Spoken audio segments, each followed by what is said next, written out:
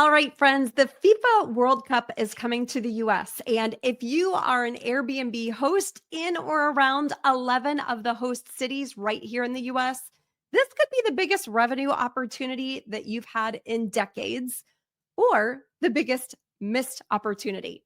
Today, I'm sitting down with Mark Simpson from Boostly, and we're talking about how to maximize your revenue, attract the right guests, and have 2026 your biggest revenue year ever. If you are hosting an Airbnb in or around the World Cup cities, you need to hear this interview.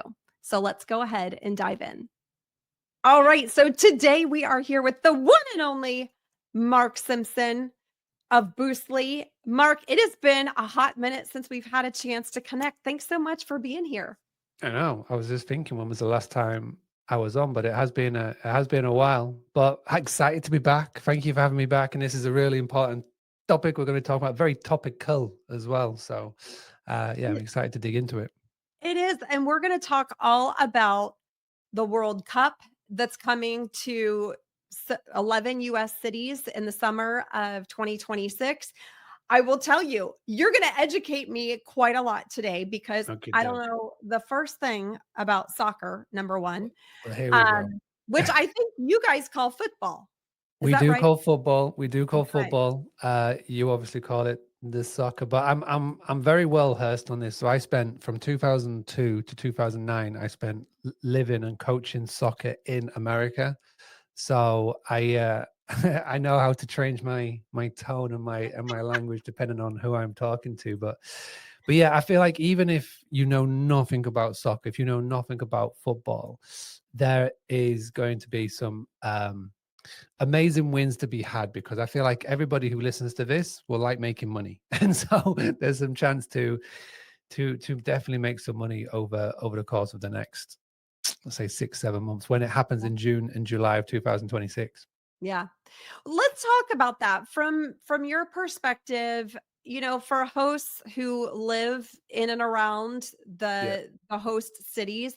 How big of an opportunity is this really? Are we talking 2x, 5x Yeah. Okay. revenue per night? What are your So thoughts? let me put it into a term that everybody in America will understand. Is that the Super Bowl comes to town and it's a big deal, right? So the Super Bowl comes to wherever, everybody goes crazy and people put their rates up, etc. Imagine the Super Bowl combined with Taylor Swift, combined with that eclipse that came through America a couple of years back, and then times that by 100. That is Okay. what we are talking about here because there is going to be millions of people fly in to America, to Canada, to Mexico. It's not just in the United States, it's also in Right. Canada and Mexico. Millions of people flying in. There is going to be, I think what was said, 3 billion people will be tuning in during this World Cup during June and July. And the impact that it will have. Well, just to put you into context, Vancouver.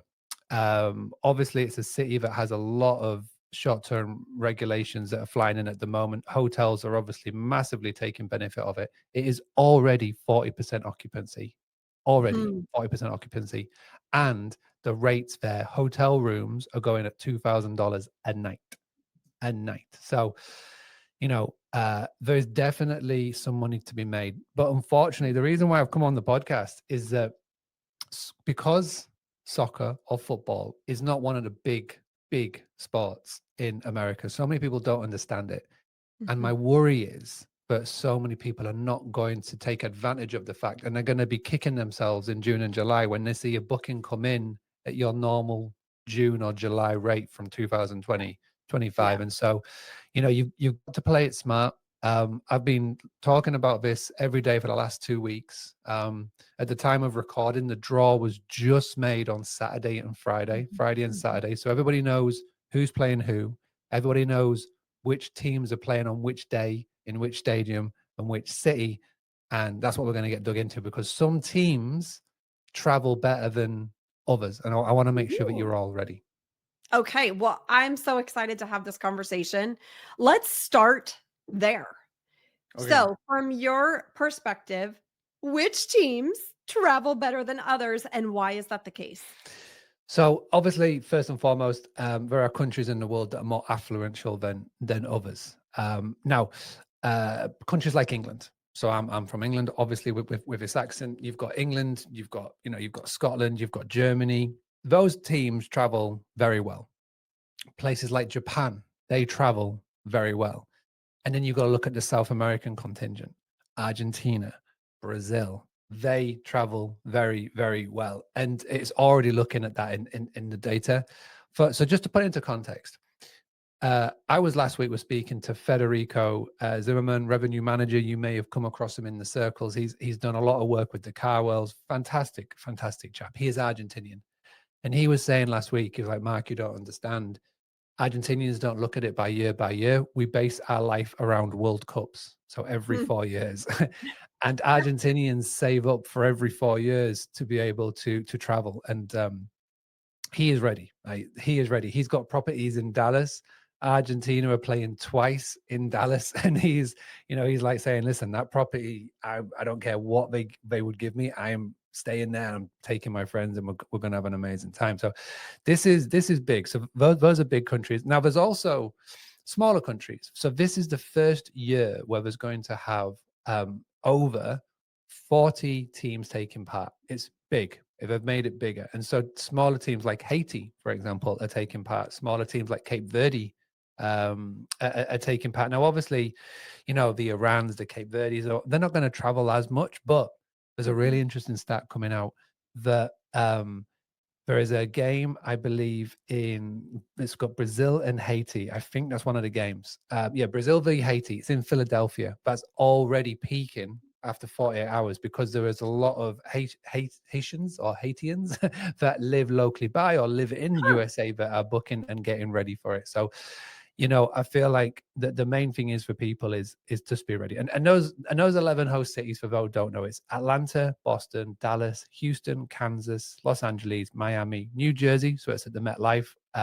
Although you may hear them say New York, but it's New Jersey, Philadelphia, San Francisco Bay, and Seattle. So those are the 11 cities in the US. In Canada, it's Toronto and Vancouver. And Mexico is Guadalajara, Mexico City, and Monterrey. So those are the ones. If you're in and around those areas, and when we say and around, anywhere up to 2 hours of those locations, you Okay. need to be ready. Now, just from your vantage point, what types of properties do you feel like are going to benefit the most? Meaning condos, large Yeah. homes, smaller budget units. Like Yeah. what are your thoughts on that? So it's going to be everybody. There's not going to be a type. So, if like, for example, if you set your property up for contractors or for medical healthcare workers, there's a certain type of property just fits the nail for those types of people that are traveling in, whether it's apartments or bigger units with car parking. When it comes to this, it is going to be anybody because you're going to have so many different types of traveler. It's not just going to be two people traveling from England and flying over. There's going to be people that come and set up a base in a city and they will stay there for the whole month. And it Hmm. won't be just one or two people. This could be like a friend group, it could be a families that come. And when, maybe one or two people are going to the games, the rest of the family are out exploring. So, for Mm. example, in Boston, Scotland play twice, and they're there for pretty much a solid week. So what happens is, and it's the same with Dallas, and it's the same with Atlanta. They've got direct flights in to those locations, so they'll set up base there. Like Spain play in Atlanta twice, so the Spanish will set up base in Atlanta, and then they'll travel around. They'll fly and go to other destinations. So you could have one person that's there. You could have two people, right? You could have a whole family. Mm. And also, as well, the other aspect of this is there's going to be so much commercial coming over as well. So people like sponsors or people that are associated with security, or you don't know what could be coming. You just got to be prepared. And what you're also going to notice as well is you're going to get a lot of people who live in those cities who are just going to put their property on Airbnb, just the hobbyist Mhm. host, So you're going to get literally every type of property is going to be in demand. So if you are, like I say, just get a map, an AirDNA. So AirDNA, shout out to AirDNA. They've got one of the best free tools that is out there at the moment. They've got a full web page devoted to this.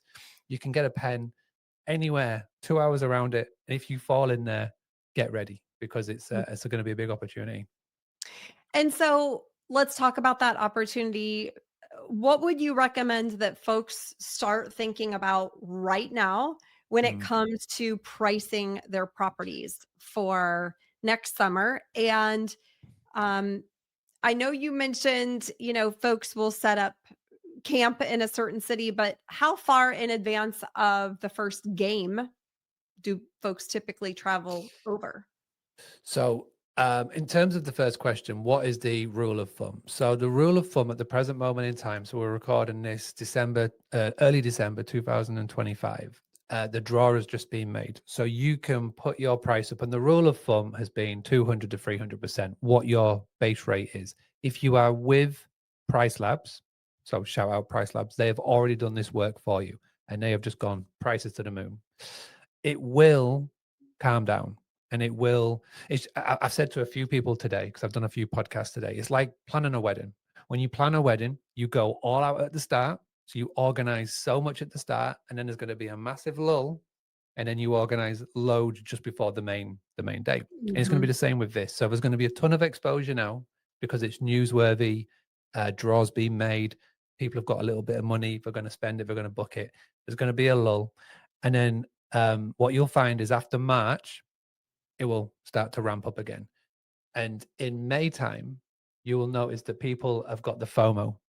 They're like, "Oh, I haven't booked anything. I'm just going to book something. I know I'm going to pay above, and they'll just pay it just to get in." Because I swear there'll be at the moment average sort of occupancy rate is about 7, 8, 9, 10%. Vancouver is a bit of an outlier because that's 40%. But it will start to ramp up the sooner we get past that April and May. When will people arrive? I mean, um, you could be looking to people arriving, and again, it's different. So if you're corporate, they could start arriving in April, May, because they need to be Hmm. there for a while. They're not just coming for a week or 2 weeks; they're coming for a while, depending on the type of person that's coming over. But the people that are coming over for the games, you're looking start of June. And again, in America, I know that you break up for your school holidays at the start of June. Mhm. And that's the same in a lot of places in Europe. So, you're going to be having a lot of people coming over sort of at that start of June. And I reckon the school holidays will dictate a lot of that. Gotcha. Gotcha. Mm, What about, so we talked about, any size property can take advantage of the World Cup being in their city or within 2 hours, right? mm. Um, the fact that we're gonna have all different types of guests that are arriving, what would your recommendation be on amenities? So what types of things are these travelers going to be looking for? Because as we know, amenity drives rates, Yeah. along with location and of course other factors. But I'm just curious for the hosts who really want to take advantage of the opportunity, should they be thinking about any specific amenity additions right now? So it's a really good question, and I think you've got to get into the mind of the type of person that is coming over, and this is what happens when you've got a worldwide event, right? So, for example, if you obviously offer coffee to your guests, right, and in Europe, so for example, Spain, they love the Mako pots. So they're not your normal cafetiere. This is and you'll have known this on your travels. You'll have maybe seen this. They have these little tin pots that you put on top of the stove and you get your coffee from there. So people buy from what they know. And so if one of the pictures, you can go get a Mako pot or something, that speaks to maybe something from the like from Spain or Italy, put that in your images of your listings or your social medias or whatnot, that might work. I was speaking with Jasper from Get Paid From Your Pad, and he's obviously Dutch, and he was saying the Dutch, they love to cycle, so maybe you could get some bikes in because they go to Houston, right? I know it's obviously going to be very hot to bike, but things like that. But I feel like if you're going to appeal to the soccer goers, if you can just get, you know, beers in the fridge, TV. If you can, obviously, if you've got the TV with the sports packages, fantastic. If you've got a bit of an outside bit in the decking, if can you get, maybe some like a projector so they can put the game outside, a couple of lazy boys and just make it into a bit of a not a party, but like a party atmosphere. I mean, Mhm. that'd be cool to get. I think the main thing for everybody is maybe not so much the amenities, it's it's the things in the background. So it's where you list, and this is really important. So in America, you love Airbnb, right? Airbnb is your one, right? But in Europe, they use booking.com more than Airbnb. Mhm. So people book with what they know. So in Europe, they'll just go to booking.com. And if you're not listed on booking.com, synced up with your PMS, you could be missing out of a ton of exposure. So that's the first thing. I think if there's one thing that everybody's going to write down and do, it's go and just get that listed on booking.com. I know it's not the best. I know it's an awful extranet. I know the customer support sucks, but if the more that people can see you, the more people will book with you. Number one. Number two is get on WhatsApp. Again, I know a lot of Americans do not like WhatsApp because they associate it with crypto scams, but outside of America, everybody uses WhatsApp. It's how Mhm. we communicate. We do not use SMS, right? We do not do the blue tick. We do not. We use WhatsApp. So get on your WhatsApp for your comms. I think that's going to be big. Um, and it's things like that. Obviously, like I said, if you're in Houston, Kansas, Los Angeles, any of these places, and you are within 10-20 minutes of the stadium, or even not so much stadiums, fan zones, this is another big one. So a stadium capacity average is 50,000, right? There are Mhm. going to be millions of people coming over. Not everybody's going to get a ticket to the game, but fan zones will be popping up around the cities. If you can find out from just word of mouth or from local Facebook groups where those fan zones are going to be, and if you're near one, again, I'd be going all in on saying, hey, we're close to the fan zones, and, putting those extra amenities in. Like little gifts and souvenirs. Like if Argentina's coming to town, just go on Etsy, Vinted, I don't know, Sheen, whatever you've got, just get a load of like cheap scarves and flags and just have them out in the property, things like that. I think those are the little wins that you will get from it. So fun. So fun. And it's interesting, when you talk about WhatsApp, you're very right. I mean, outside of the US, WhatsApp is the main Yeah. mode of communication, but in the US, we don't typically use it unless we are Mhm. talking with someone overseas. Yeah, absolutely, absolutely, Right. and yeah, and again, and it's weird because obviously WhatsApp is owned by Meta, and Meta is an American company, but yeah, it's just one of those things, and again, I just think if you can get prepared now, I think for everybody watching this who's a little bit like, there's either going to be two camps, really excited, or three camps, really excited, really nervous, or just can't be bothered. And if you're in the excited and you're going to get in and make a difference on this, I would say the number one, just go and make sure you're pricing. If you're not using Price Labs, they've already sorted you. But if you're not, just go put up 200%. Anything. And again, just go into your city and look at the dates, right? And just go look at the Mhm. dates and go, this is what I'm going to do. Number two, put in a higher than usual minimum stay. I mean, for the majority of places, it's in June, in July. So it's going to be that peak team time for a lot of people. But I know in cities, people do maybe have the 1 or 2 night stays. Just don't do 3 and 4 nights because people will come and they will book. If you are going to do a one night, do it on the day of the game, but put that price so ridiculously high. So if they're going to book it, they're going to pay the premium of premiums because Mhm. there will be somebody who just doesn't care about money, but they want to just fly in to, say, Philadelphia to see Brazil play Haiti and then fly out on the 20th. But you just need to put the price really high because there will be no accommodation. I guarantee you that. So you're just going to stand out. And yeah, just get ready. Just get the booking.coms, get the WhatsApp going, get your prices sorted. And then as time goes on, you can start to be a little bit reactionary just to see what the market is doing. And again, this is where tools like Price Labs, like AirDNA are absolutely phenomenal. And if you have the benefit of working with a revenue manager, someone like Federico of a Rev Factor, then obviously tap into them as well. Yeah, absolutely. Such good information. I'm curious, this may sound like a silly question, but do a lot of these folks, if they're traveling for a month at a time, do they travel with their pets? Is there any consideration on being pet friendly when it comes to World Cup? That is a phenomenal question. It's not a silly question. No one's asked me that so far. And the answer is I'm not sure. I don't, I'm trying to think of me, right? Because we're coming over next year, we've got a cat. I wouldn't travel with my cat or my pets, but we have got pet sitters here in the United Kingdom that help when we do travel. So I Mhm. feel like they wouldn't travel overseas. I mean, I don't want to generalize, and then maybe somebody who would do, but here's another thing is, and this has just come to mind. My mind instantly went to the international traveler. What you've got to realize is that there is going to be a lot of domestic travelers as well here, because Mhm. obviously USA are playing, obviously Mhm. Canada, Mexico are playing as well, and there are people that may be Brazilian, maybe French, maybe British, maybe Scottish, that live in America. And so, yes, I guess if they're going to come and travel for the whole month, they would be taking their pet with them.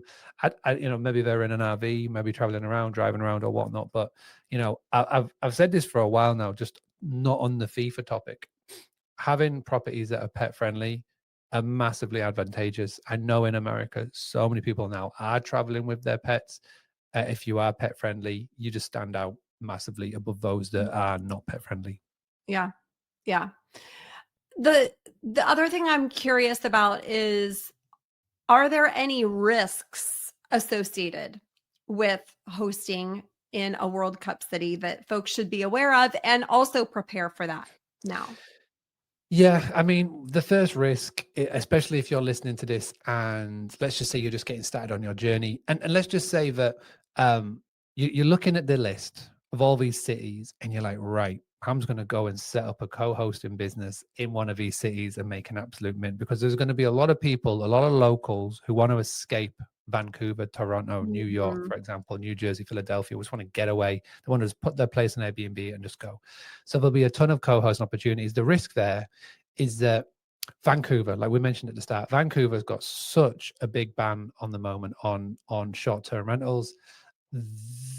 The worry is, and even though they're talking in the news about lifting that ban for June and July, the risk is that you don't pay enough attention, and you could potentially go into a city that doesn't lift their ban, Mhm. and you just basically can't operate, which is bad. So do your due diligence, do your checks. Number one. Number two, I'd like to think everybody has got protection, because obviously when there's soccer, the natural assumption is there's going to be alcohol. When there's alcohol, accidents happen. So make sure that you are fully covered with your insurance, and you're doing all of the things. You've got so many cool tools available now, like Truby and Safely and yada yada. So you've got guest protection for damages and all that sort of stuff. Yep. But yeah, I feel like most people just keep doing what you're doing. I mean, everybody's here who listens to this is an operator in some way, shape, or form. I assume you've already got your protection covered. Just make sure you're sorted, and just make sure that wherever you are going to operate, you're not going to get caught out because they stopped letting you operate in that area. Yeah. The other thing too, I'll just add to that, so many folks don't actually have damage protection. And I think that that is a huge risk. Even if you do have damage protection, you might look to potentially increase your coverages. Mm. Um, I don't know what your thoughts are on that, Mark, but Yeah, like tools like, yeah, I mean, it's always well worth to do. I mean, I've been talking about Happy Guest now for a long time, and Truby. I love them because, again, the deposit model is going out the window. People would much rather just pay that $25, that $50. They know they're not going to get it back, but they're covered up to a lot of amounts. And again, if you can get extra cover in those busy times, it's not the worst thing. You may be thinking, but I've got to pay extra money. Let's let's just not, get too twisted here. You're going to be making a lot of extra money in the actual stay. You can afford the little bit of extra coverage, because again, if something goes wrong, which you put alcohol in the mix, it normally does, then you don't want to be caught, off guard, so to speak. yeah, yeah. Yeah. All right. Is there anything else that we haven't discussed with regard to World Cup that our viewers and listeners should be thinking through? Yes, well, the elephant in the room is direct bookings. That's what I'd like to talk about all the time, is direct No, bookings. no, I Maybe am shocked. yeah, absolutely. You may not known that, but this is such a cool opportunity to grab the attention. So, on your website, your direct booking website, go and create a page. Call it the FIFA World Cup 2026 accommodation. And the cool thing about having a page on your website compared to your listing. So you say you've got an Airbnb listing and you want to amend the text. So I've seen a lot of people have put FIFA World Cup ready on their Airbnb listing at the weekend. It was the right time to do it because there was going to be a ton of attention. People saw the draw, they saw where their team was playing, their flights are booked, you got your ticket, then you get your accommodation. So it's the perfect time to do it. But let's just say that you do that, turn your whole Airbnb listing into a FIFA World Cup ready listing, but then you've still got January, February, March, April, May to book. Mhm. It doesn't make sense. So you've got to be very dynamic with your listing description. But with a direct booking website, you've obviously got your homepage, you've got your map, you've got your listing page. You don't want to disrupt that, but you can have a separate page on your site that is specifically speaking to people about the FIFA World Cup and where you are, how far you are away from the venues, what you're doing, and then obviously have links to where they can book with you direct. That's number one. So that's super simple. It'll maybe take you an hour with ChatGPT, half an hour to do, but that's really essential because number one, you can divert everybody there from your social media, from your email blast outs, and SEO will pick up on it as well, which is never a bad thing. Number two is you can run Facebook and Instagram ads and WhatsApp ads, otherwise known as meta ads, specifically speaking to the audience that you want to get in front of. So let's just say that you are in Houston and Germany are coming to town. You can run ads to anybody in Germany who has an interest of football, and you can even put the ad in German. And because it's so super specific, it will cost you pennies instead of dollars. So Mhm. number two, and obviously the link to send them to will be to your direct booking website page that is all about the World Cup, which again is super easy to do. And the other thing that so many people aren't talking about is at the moment in time, the local media and the national media are going crazy over this. You've got a fantastic opportunity to position yourself as the go-to FIFA person in your local area. Okay, so if you're in Kansas City, Boston, Atlanta, go and find the local press that are in there. Go and find the local media. Make yourself aware. Let them know that what you're doing for the World Cup, because you are more likely in these next, I would say, week to 10 days to get picked up, have an article, maybe a TV feature, maybe radio, social media at least. And it's a great chance to get some awareness of you and your business. So those are some free little tips that they can be doing. Love it, love it, love it. And just in case any of our listeners don't have a direct booking website, where might they find you to get one? So yeah, absolutely. If you want to come have a chat at any time, it's boostly.co.uk. So it's a UK domain. So boostly.co.uk. Please don't go to .com because that is a text messaging service for restaurants. That's not us. So boostly.co.uk. Come and have a chat about not just websites, your whole direct booking strategy. We can help. We can help with everything, including email, social media, the whole shebang. So that'd be lovely. Thank you for that. Absolutely. Mark, thank you so much for talking through this exciting topic. And I know it's going to be super helpful for so many people. Thank you again.